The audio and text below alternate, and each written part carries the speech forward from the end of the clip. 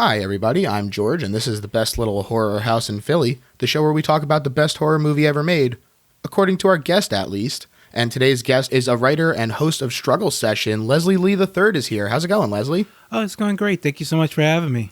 Oh, happy to have you. We had your co-host of Struggle Session, Jack Allison, on to talk Day of the Dead. And when he was here, he said that he was a fan of the genre, but not nearly as big a fan of the genre as you are. Is this something you've been into for a while or a more recent passion? Oh, no, I've always been into horror. I think, God, the earliest memories I have of, like, watching movies are, like, you know, horror movies, like Nightmare on Elm Street. Oh, yeah. And, God, and one thing that was burned into my mind was the box art for Evil Dead 2. It took me, because I remember my dad had it in the scene where, like, the skeleton gets out of the ground. Oh, yeah. That was seared into my brain as a child. Way too young for me to actually see it. But yeah, my dad was always a big horror fan, and he passed that love on to me very early. That's awesome. Like, when you guys were watching stuff together, was there a subgenre that you found yourself watching a lot of? Like, did you watch a lot of creature features or paranormal stuff? You know, when I didn't really specialize until I got a bit older. I kind of just generally like any horror movie that was like on Showtime or whatever. I was down. Even I remember I begged my parents to order Killer Clowns from Outer Space on pay-per-view. Classic. Pay-per-view. I was so excited seeing those pay-per-view commercials running. I begged them to order it and record it. I used to watch that over and over again when I was very young. That's not the type of horror movie I would generally gravitate to now, but I was just almost loved anything with it. What was Phantasm too? My dad was a big Phantasm fan. Oh yeah. And I was always like watch it over his shoulder or whatever. Yeah, we have a lot of Phantasm fans, more than I expected, to be honest. But you know, I recently went back and watched it, and they really hold up quite well. At least the first couple, yeah. Yeah, they have this really cool, like, dreamlike quality to them that I really enjoy. And speaking of dreamlike qualities, yes. Perfect segue, nailed it. We're talking about the 1987 John Carpenter movie today, Prince of Darkness, the second in the Apocalypse trilogy, falling between The Thing and In the Mouth of Madness. Now, I gotta say, this is definitely the one that gets talked about the least of the three. Do you like the other two, and you think that this is just a standout, or do you think that the things that Carpenter does different in this movie is something that makes it a much better movie than the other two? No, I don't think it's better than the other two. I think it's probably better than The Mouth of Madness. I don't think it's better than The Thing, because I don't think anything is better than The Thing, honestly. But you didn't have me on to talk about The Thing. That episode was already taken. So I pulled out another one that, you know, does deserve to be talked about. It's Prince of Darkness. I remember I watched this movie like well after. This was completely off my radar until like years after I already seen The Thing and watched other Carpenter stuff. Even after I watched In the Mouth of Madness, because as you said, more people talk about that than this. But I saw someone post the dream clip. That dream clip completely out of context. Somebody had just posted it on a forum, and I was like, what the fuck is this? What could this possibly be? What is this? And then, like, a little while later, a DJ that I was listening to, because I was in the rave scene, and a DJ sampled that quote in a record that it was a fairly popular record, I think, and most people didn't know what it was. And just seeing those two things, you know, concur, I was like, all right, I gotta stop what I'm doing and watch this before it comes for me or in my dreams. And I was really pleasantly surprised by, you know, by its style, because it just feels like it's kind of a mashup of a few different genres. You got obviously the Lovecraftian elements, but then it's also like a haunted house story at the core, kind of like a 13 Ghosts or House on Haunted Hill, where you got a bunch of people in a haunted house trying to survive. It's a apocalyptic story. It's like it's got a little bit of like zombie movie elements to it. It's just, you know, a lot going on with this film. and I really enjoy it. I still like going back and watching it every so often. It never fails to, keep me interested throughout. Yeah, I think you really hit the nail on the head in terms of the way that it bends genre and kind of brings a little bit of so many different awesome elements into one thing. I feel like one of the reasons that this does get talked about a little less than some of them is because although Carpenter did write the screenplay, he wrote it under the pseudonym Martin Quatermass as an homage to the fictional British scientist Bernard Quatermass and the writer behind it, Nigel Neal. He said he did this because a lot of the story elements are ones that Neal used a lot as well. Do you like it when directors utilize the same cast? I mean, Carpenter is known for kind of using the same people in a lot of his movies, and that's certainly the case with this. We get Donald Pleasence showing up, who is also in Halloween.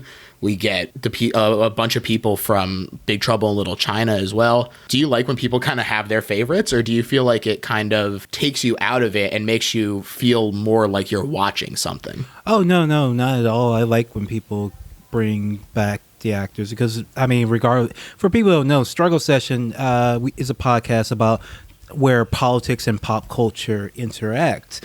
And we are socialists, and we care about the people who make the things that we enjoy. Oh, yeah. And I like seeing, these, D-level actors getting a regular paycheck. Hell yeah. There's nothing wrong with that. Nothing's wrong with that. That's good. I like it. Yeah, and you have some really talented actors in it as well. Yeah. So it's not like he's just picking up any jabroni off the street. Absolutely.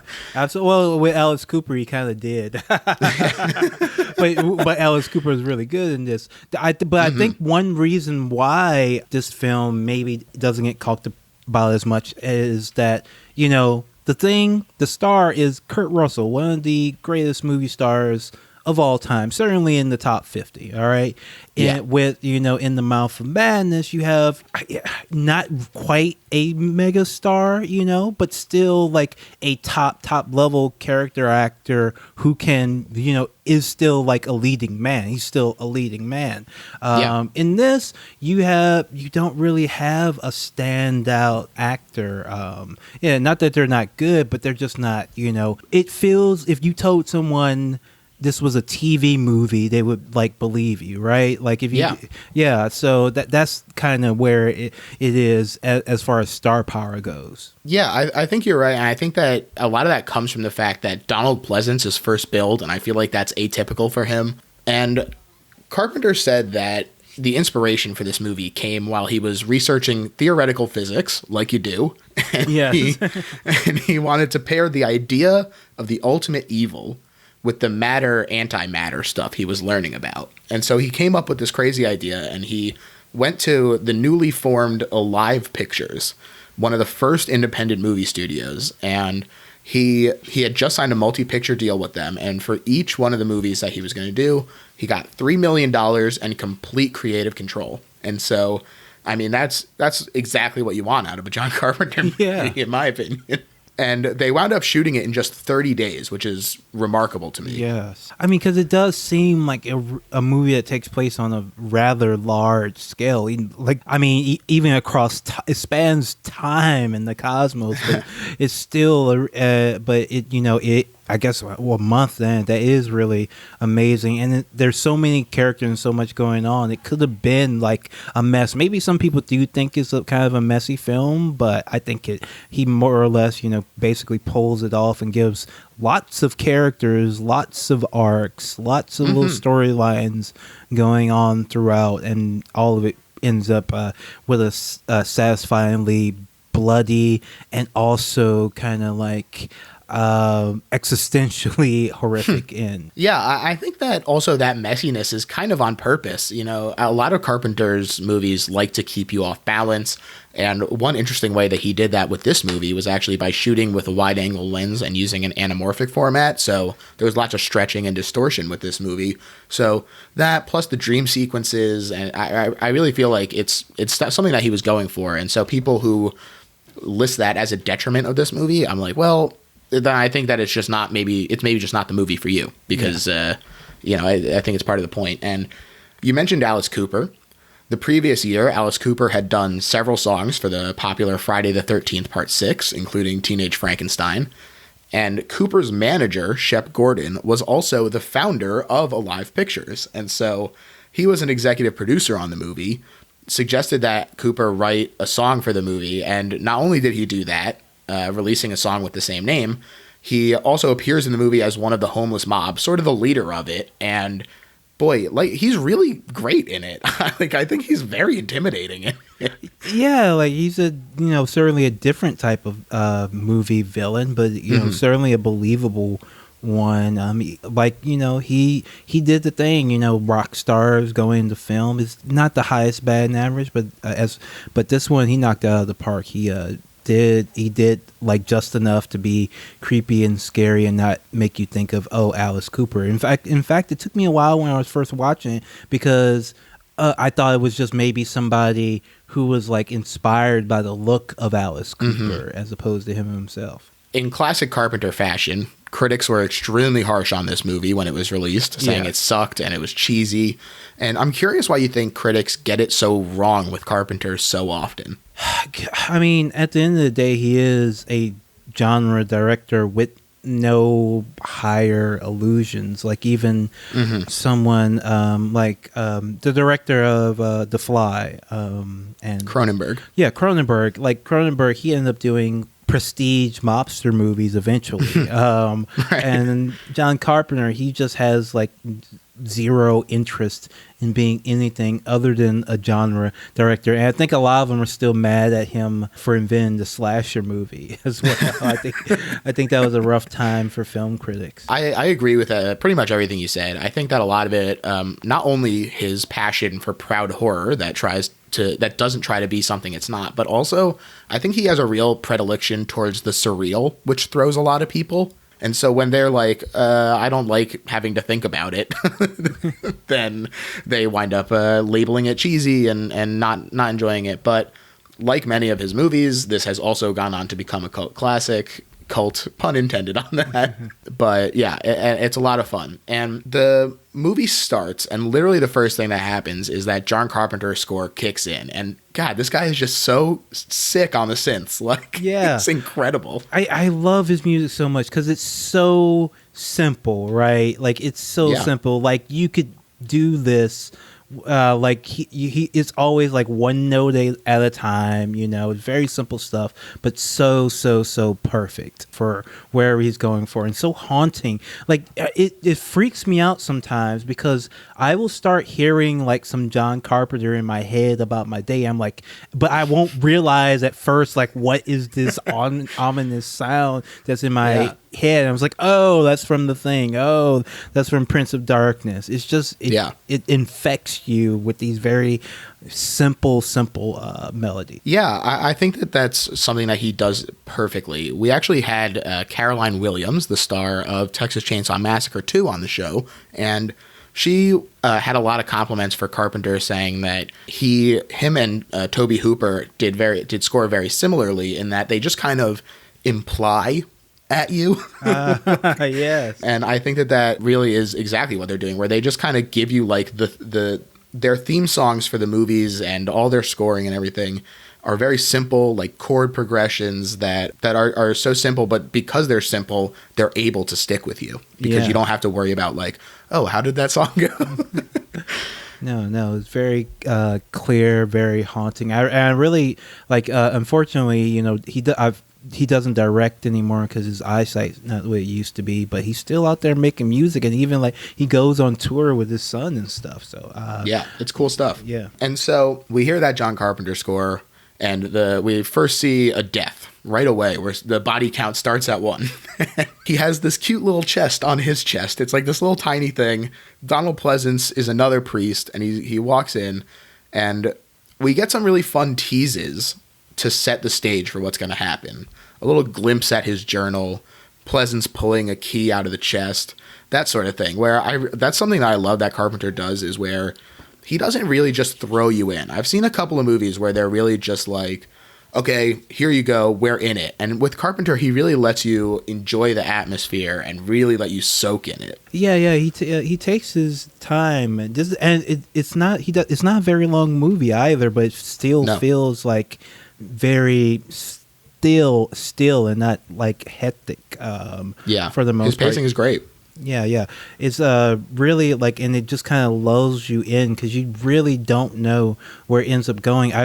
And this is, of the Apocalypse trilogy, all of them are, related to HP Lovecraft and directly reference his work, but this is the one that I think is actually the most straight up like a Lovecraft story, because you're starting off with these academics investigating something, peering to the unknown. The thing is, about a bunch of burly men in the wilderness. The In the Mouth of Madness is about a writer, which H.P. Lovecraft I think did a couple of times, but this is about a bunch of dorks accidentally bringing about the end of the world, and I think that's the closest. Exactly. And to your point, Donald Pleasance, the priest, he invites these quantum physicists, Professor Howard Barak and his students, to join him in the basement of the monastery belonging to, quote unquote, the Brotherhood of Sleep, which is, first of all, great name. Second of all, it's an old order who sometimes manages to communicate through dreams. And there's this really incredible dead-on shot of Pleasance as he's composing the letter to invite them. Just really spectacular work. And something I really like that they do in this movie a lot, especially at the beginning, is dialogueless scenes. And I think that it shows how much Carpenter trusts his actors to communicate with just body language. Do you like when he does this in this movie as well? Oh, yeah. Like, one of the things that makes me dislike a lot of modern film is that we're constantly being yelled at or screamed at, even especially things we don't need. Mm-hmm. Or at least a lot less visual language and conveying information through the visuals, because that's how you can convey a mood too. And I think this film does a really good job. And I'll say, like, from an aesthetic standpoint, as far as horror goes, I really generally hate every single exorcism movie besides The Exorcist, and this as core is kind of an exorcism movie too, with the references to the Catholic Church. That's a big departure from the sort of cosmic horror elements that the film borrows from. Usually you either have like religious, like demon, Satan, God horror, or you have this cosmic horror that has, maybe a unclear nameless pantheon of nefarious beings out in space. But even though it is more the Catholic side, I still really enjoy the aesthetics of this, and I think he does a Carpenter, just his visual style makes even this thing that I see when I see it in every crappy exorcism movie makes me roll my eyes constantly. Carpenter is smart enough to make like this brotherhood, like the basement where they have all those crosses. He makes it look creepy as fuck, actually. Oh, yeah. So they have this basement that you mentioned with all these crosses in it, really spooky stuff, and the priest requires their assistance in investigating a mysterious cylinder in that basement containing this creepy, swirling green liquid, described as Pleasance as a secret that can no longer be kept. He's so good at these dramatic line deliveries. I mean, even just in Halloween when he's like, pure evil, like that's his bread and butter right there. Yeah, and I really like that we start off, following like two older men, Pleasance, the priest, and Victor Wong playing the professor. Like, you just don't see like a couple of old dudes being the leads in anything, and it's kind of nice to see that. It gives the film a different vibe, almost makes you feel like the adults are trying to be in charge. No, not that the adults are in charge, but we thought they were in charge, and they've already failed by the beginning, and that the young people have no hope. The fact that like, oh, we trusted them and now it's escaped their hand. How can we have any hope? Yeah. And there are 13 academics present, including the wisecracking Walter, who is played by Dennis Dunn. We also have Kelly, who is played by Susan Blanchard,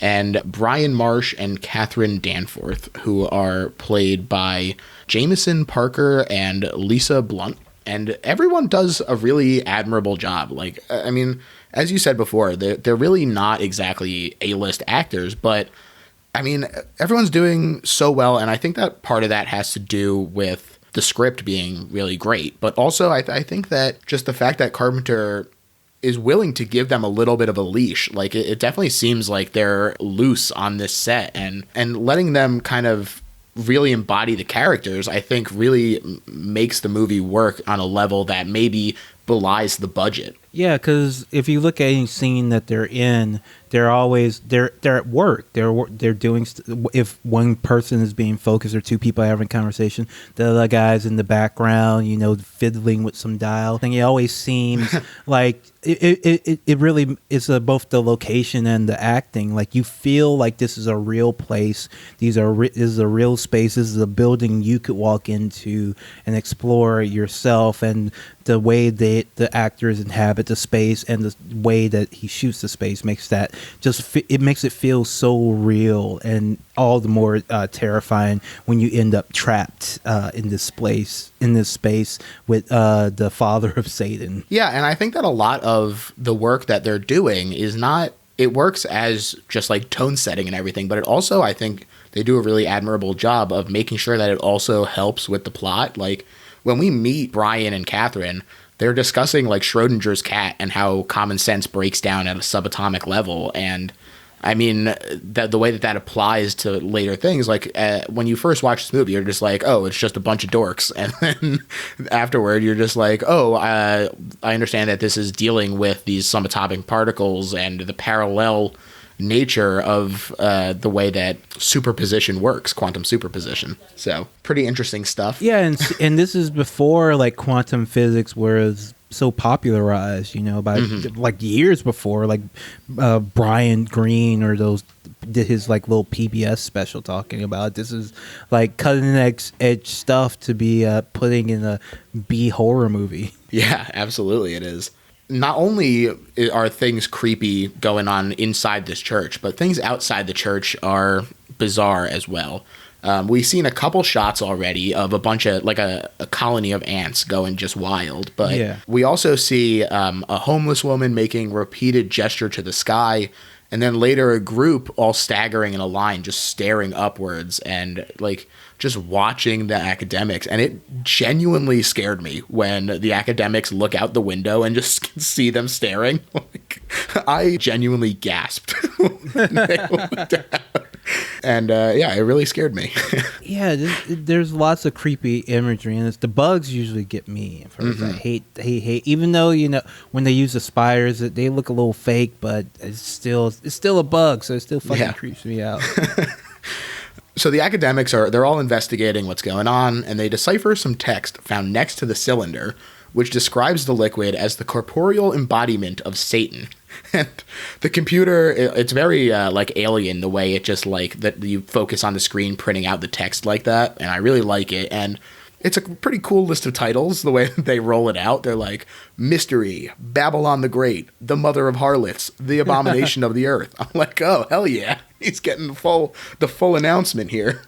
Yeah, this is back when, we thought we weren't really clear what a computer could or could not do. It was a very good time for horror movies because you mentioned The Thing or this or The Fly takes advantage of that as well. We didn't really know what computers could or couldn't do or how smart they were. You couldn't do this one now, I don't think. People would be like, that's not how things happen. But the liquid does appear to be sentient, and it's broadcasting increasingly complex streams of data. And the academics use this computer to analyze the data and find that it includes differential equations. And it's incredible to me that it includes differential equations is said as a scare line, and it kind of works. Yeah, because I mean, math. Aren't most people scared of math? I mean, come on. Like, if this understands a math that you don't, then that means it can only be malevolent. That's how I live my life. I assume everyone who knows more math than me is out to get me. One of the group tries to leave and finds this freaky-ass pigeon crucifix. Then he's promptly murdered by Alice Cooper, who uses the impalement machine that he actually used for his performances on stage during that time, which I thought was pretty cool. Oh, that is cool. And there's also a lot of really great hypnotic shots of the swirling liquid, kind of like from a distance, which again, I think just goes to your point about how John Carpenter knows how to take these things that could be corny and use his visual style to make them impressive. And like I said, they're just hypnotic the way that it's from a distance. If it was a little closer, I don't think it would have the same effect, but it puts you in the shoes of the people who are like afraid to get too close to it, but can't help but look at it. Yeah, the swirling is just so good. And like whenever he zooms in, it drips. It's like dripping upside down, which doesn't make any sense. You can't even tell like where you are. You just know it's like there and seething. And when the one of the doctors gets sprayed, that it's just like looks like water, but it's so like freaky and scary because obviously you would never want anything to do with that. Yeah, absolutely. Even if it was just water, you'd be like, oh, it's nasty, 1,000-year-old water. And I also really like that Carpenter is just like throwing weird shit in, like Jesus was an alien who came to warn us. Yeah. And then having Pleasance give these dramatic speeches about how the Catholic Church covered this up and they're just pathetic salesmen clutching to power and the illusion of benevolence. You're like, John, take it easy, man. Yeah, I like that. This is an exorcism movie for atheists, basically. Absolutely, it is. And like you said, this liquid is escaping, and people who get sprayed with the liquid become possessed by the entity, attacking the others. And I mean, they're all distracted with what they're dealing with. So the fact that they just heard this whole story about Jesus being an alien, you know, they're coming to grips with that. And then meanwhile, out of nowhere, these people start attacking them. And again, the score is great here. It has this great pulsing synth. A lot of great deaths that are very different from each other. It's got a really great variety considering that they're kind of in a bottle here where they're not able to explore a lot of different environments. Yeah, like, at a certain point, it does turn into like a slasher movie, but a very good one. You get lots of really kind of gruesome people being taken out gruesomely, while at the same time, there's this larger cosmic menace out there. It's like the end of the world and, you know, a slasher movie at the same time. Yeah, and this force is, they theorize that Satan is actually the offspring of an even more powerful force of evil, the anti-god, who is bound to the realm of antimatter. That's so cool. Yeah. You will not be saved by Christianity. You will not be saved by plutonium. You will not be saved. Yeah. It's like nothing scarier than caps lock on. And it's great. It really is great. And the survivors find themselves sharing a recurring dream, showing a shadowy figure emerging from the front of the church. This dream sequence that you were talking about, it's super iconic now at this point. I mean, these dream sequences are great. I find that dream sequences are so hit or miss that the fact that he's able to pull them off is a huge plus. Yeah, I mean, so many bad dream sequences. The good ones are really good. This one, it's not even really a dream sequence. It's a nightmare sequence. This is, right. You know, what David Lynch is trying to do usually. Like that's how, you know, creepy it is. Just like a really like haunting but very simple thing. Not really a big effect, but like what it is just like it's so haunting. It will stick with me forever. Yeah, like you said, it's not really like it looks great, but it's not this huge effect. The way that they achieved it is Carpenter first shot the action of the figure played by Jesse Ferguson with a video camera and then reshot it on a television set in order to give the image like a dislocated feeling so that it felt more alive, which is, I think, a really cool trick that he used. Yeah, that really worked. The transmission changes slightly with each occurrence of the dream, revealing progressively more detail, and the narration was actually done by Carpenter himself. And it tells the dreamer that they're witnessing an actual broadcast of a tachyon transmission from the distant future of 1999. It's hard not to laugh when they're like, oh, yes, so far in the distance. And then it's like, oh, wow, that was 20 years ago now. But it's still very fun, and they need to stop this dream from coming to fruition. I love that Carpenter makes sure to spend some time, like, just being scary. Like, the scary guy is actually just a head held up with bugs. Liquid defies gravity. Someone cuts their own throat and then gets back up. Yeah. And, like, when the lady gets all, like, her skin, like, she's all, like, burned and her skin is all fucked up. It's so creepy. And then she gets decapitated after that. Like, there's just so much like weird stuff going on when it sprints towards the finish. Yeah, and it is sprinting. I mean, Walter is stuck in a closet, and he witnesses the people who've been possessed bringing the cylinder to the sleeping Kelly. And it opens, and the remaining liquid just goes into her, and it transforms her into the physical vessel of Satan. And like you said, she is just gruesome. Like, her skin is like sloughing off of her. Yeah, it's like a burn. She has telekinesis and can regenerate. It's just awful to watch her turn into this thing. And she tries to summon the anti-god through a dimensional portal using a mirror, but the mirror is too small, and the effort fails. And we also see the guy who cut his throat laughing maniacally, and he's reaching out for a mirror. And there's this real emphasis on reflection in this movie, which I really like. I think it's a really important theme, is kind of this good and evil, dead and alive, quantum superposition, antimatter and matter, kind of, there is no one without the mirror position of it. And that seems to be something that Carpenter is really trying to explore in this. Yeah, and the suggestion is that it's no longer our turn, right? Yeah. Like our time in the spotlight of as the matter universe, it's over, it's done, and it's time for something else to take over. The rest of the team is occupied fighting the possessed people, and Kelly finds a larger wall mirror and does actually draw the anti-god's hand through it.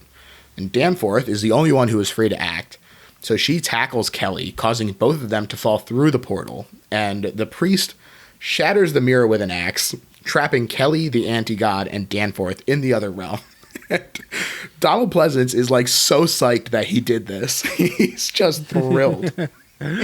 While Brian Marsh is very upset because he had feelings for No, they were in a relationship, him and Catherine Danforth, and he has to sacrifice, this love his in order to save the world. Yeah, and we see Danforth on the other side of the mirror, reaching out to the portal before it closes. So very heartbreaking to see that. And immediately the possessed die. Unhoused people they wander away, and the survivors, Marsh, Walter, Professor Birack, and the priests are rescued. And he seems to have gotten his faith back too. So you get a nice ending for the priest, which I feel like is kind of atypical for John Carpenter. Just be like, yeah, okay, this one guy can just have a happy ending for himself. Yeah, but just for him, because immediately after that, we get the updated dream sequence that shows Danforth now being the vessel of our Lord of Darkness, Prince of Darkness, actually. And yeah, there was all our professors managed to do was change the future slightly, but not stop it. Exactly. And he has this dream, like you said, and Carpenter gets us even at the very end.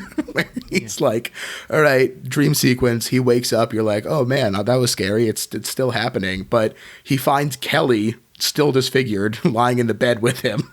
So a second dream sequence, and he awakens screaming, and you're like, Carpenter, you son of a bitch, you got me. And rising, he approaches his bedroom mirror with his hand outstretched, and God, what a final shot. This sequence is so great, the way that he is just so drawn to it. Again, there's kind of that hypnotic quality. Do you like this final scene, or do you think it should have ended either before, or we should have seen more, or like no, we got just enough. We got just enough right there. Yeah, I totally agree. And so much of this movie is working like in its own individual parts. But Leslie, we've actually reached the part of the show now where we explain and we summarize why this is the best horror movie ever made, not counting The Thing. and I'll let you kick us off. All right, well, Prince of Darkness is the best movie ever because this is John Carpenter at his most Lovecraftian, in spite of, the explicit references in The Mouth of Darkness, or, the great Lovecraftian entity in The Thing. This is the one that most plays out like an actual Lovecraft story. You start with our academics and our fallen priests, and then you go from there into, this really dark place where you get, all types of horror, haunted house, slasher, cult horror. You have, and then you also have the cosmic horror behind it all. It ends up in a place where even though our heroes can temporarily think they have stopped it, all they've done is shifted or changed the inevitable very, very, very slightly. And I just, this is Lovecraft, this is Carpenter, perfect marriage. That's why Prince of Darkness is the best horror movie ever. I think you've hit it exactly. And I live in Philly, obviously, and on the end of my block is a church that in the 70s used to house a cult. And so every time I walk past it, I think about this movie. And the fact that this movie, which it's astounding to me that this isn't talked about more, because I think that it is the best horror movie ever made. I think that Carpenter does such a great job with it. And the fact that people don't even consider it one of his best is astounding to me. I think that it brings together so many different genres in a way that makes all of them interesting and does credit to each of them while still creating a whole that is better than the sum of its parts. I think that he's able to get incredible performances out of actors who were maybe given a little bit of short shrift and could have gone on to bigger and better things. He does a great job with them. The direction is amazing. The way that the shots are composed is spectacular. The effects are great. And it is, like you said earlier, this is an unabashed genre movie. He loves that he's making horror. He takes time to be scary in addition to all of these great existential questions. And to me, that's what makes this the best horror movie ever made. Leslie, this was fantastic. I want to thank you so much for coming on the show. And why don't you tell the people where they can find you? You can find Struggle Session at patreon.com/struggle session. Thanks so much for having me on. Oh, absolutely. And as far as me, you can find the show on Twitter at Little Horror PHL. That same username applies on Facebook and Instagram as well. There's merch on TeePublic, so if you're looking for a zombie Benjamin Franklin or Gritty on the Child's Play cover, we got you covered. And yeah, so go do those things. Rate and review the show if you're enjoying it. If you're not enjoying it, don't do those things. And that's it. So yeah, bye everyone.